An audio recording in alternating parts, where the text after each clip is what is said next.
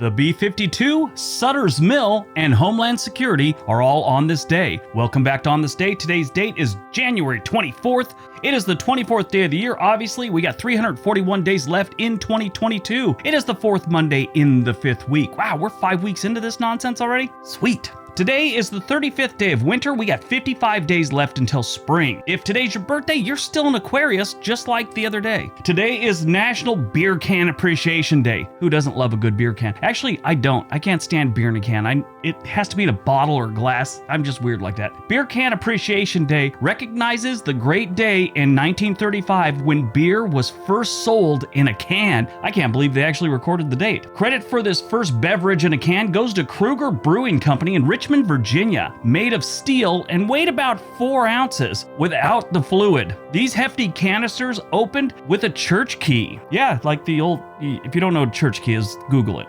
Here's one right here. While Kruger Brewing Company sold the first beer in a can, American Can Company made drinkable canned beer possible. Kruger took the risk with American Beer Can Company just weeks before the repeal of Prohibition. Loyal Kruger drinkers favored the can over the bottle 9-1. I would have been that one. All right, let's see what else January 24th has given us. 1848, California Gold Rush. James W. Marshall finds gold at Sutter's Mill near Sacramento. So I went to school in California, and this is a big part of, I don't know, I guess it was elementary school. The history classes, we did a big thing on Sutter's Mill and the gold rush. It's a big part of California's history. I've talked to friends that are from other states. They don't know anything about Sutter's Mill. I always thought that was kind of strange, just regional learning when it comes to history. I used to work with a German guy and a French guy, and we actually had this conversation one time about what history you learn depends on where you went to school. That's obvious, but when you're a kid, you just think everyone's learning the same stuff. But we talked about how the French guy, he learns all about Napoleon. It's a big part of their history all through school. They learn all about Napoleon. And the German guy, I thought, we started asking him, do they teach you about the whole Nazi thing? And he said, yes, they absolutely do. But they don't teach it as like a history lesson. It's almost like a warning lesson, like never let this happen again type approach to teaching about, World War II Germany, 1930s and 40s. I thought that was kind of interesting. And then he brought up the fact that they don't do that here in the United States. I'm all, well, we never did anything like that. And he goes, well, your cowboys and Indians wasn't as pleasant as you may think it was. I'm like, yeah, true. Okay. 1916, in Brushfire versus Union Pacific Railroad Company, the Supreme Court of the United States declares the federal income tax constitutional. I never thought that was up for debate, but apparently in 1916 it was. 1942, World War II. The Allies bombard Bangkok, leading to Thailand, then under Japanese control, to declare war against the United States and the United Kingdom. 1961, Goldsboro B-52 crash. A bomber carrying 2 H-bombs breaks up in midair over North Carolina. The uranium core of one of the weapons remains lost to this day.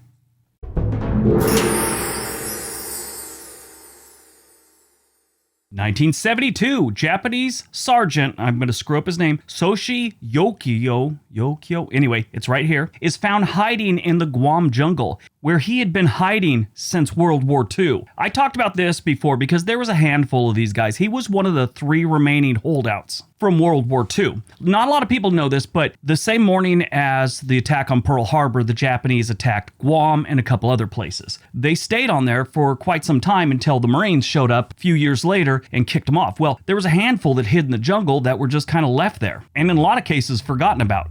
So this Japanese soldier said that his last order was to prefer death over surrender or captivity. So he was following his last order. I was in the military, and one of your orders as a soldier is obey the last order till given another one. So this guy lived that one to the hilt. So basically, he'd been living on this island for about 30 years, and most of that hiding in the jungle. He was discovered on the evening of January 24th, 1972 by 2 local men checking on some shrimp traps they had. Well, they see him and they assumed he was a villager, but as they got closer to talk to him, he attacked. They managed to subdue him and carry him back out of the jungle to their village. They eventually turned him over to the authorities, and he said he was surprised. He thought they were going to kill him, and he was ready to be killed. I guess living in the jungle that long, I'd be ready to get killed too. So while talking to the authorities, he thought for sure he was going to die that day, but these men were nice to him. They wrestled him on the ground, took him back, and they fed him hot soup. He hadn't had hot soup in forever. He had been surviving on wild nuts, mangoes, papaya, shrimp, snails, frogs, and rats. That's what he'd been eating for 30 years. They check him out at the hospital and say he was just a little anemic because he didn't have any salt in his diet for all those years, but he was in relatively good health. He said he knew in 1952 that the war was over, but he was still following his last order, which was die before surrender. In March of 1972, he was returned to Japan, and they had a little news briefing, and he said this: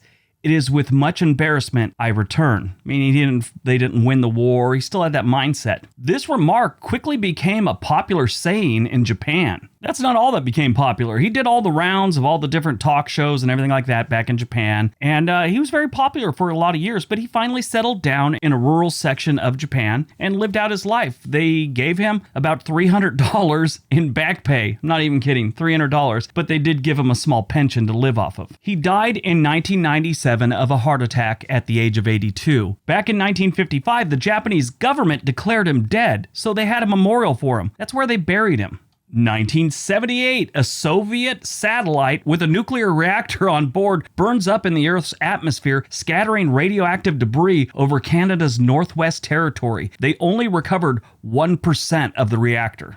2003, the United States Department of Homeland Security officially begins operation. Movies released on January 24th, 2010. Dear John. This was a pretty good movie. It was cute. It's a movie about a soldier who falls in love with a college student. The college student is Amanda Seyfried, and Channing Tatum plays the soldier. If you've never been in the military, you don't know what a Dear John letter is probably. Dear John letter is a name they've given to letters that soldiers get from their girlfriend or wife back home, telling them that they're leaving them. It's a hard life being married or in a relationship with a soldier. They're gone a lot. So it happens more than you think. But that phrase kind of started in World War II, the Dear John letter. And for some reason, they call the guy that steals your chick a Jody. I don't know where that name came from, though. Born on January 24th, 1941, Neil Diamond, one of the most successful adult contemporary artists in history. He sold over 125 million records and is known for a whole bunch of songs, but the most popular song is Sweet Caroline. Great song.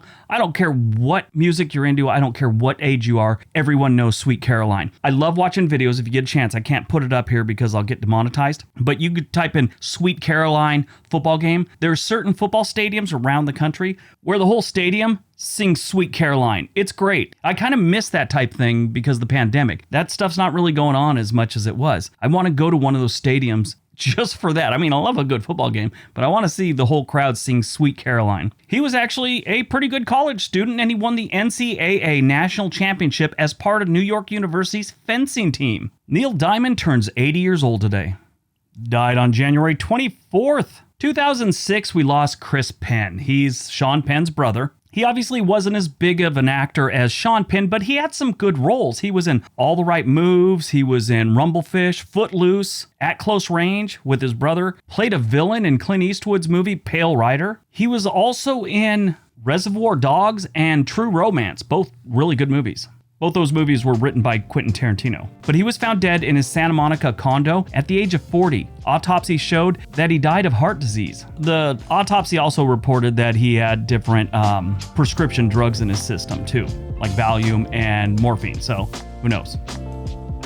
All right, that's today's video. Hope you guys enjoyed it. Hope you got some information out of it. Now go out, have a really productive day, and be nice to each other.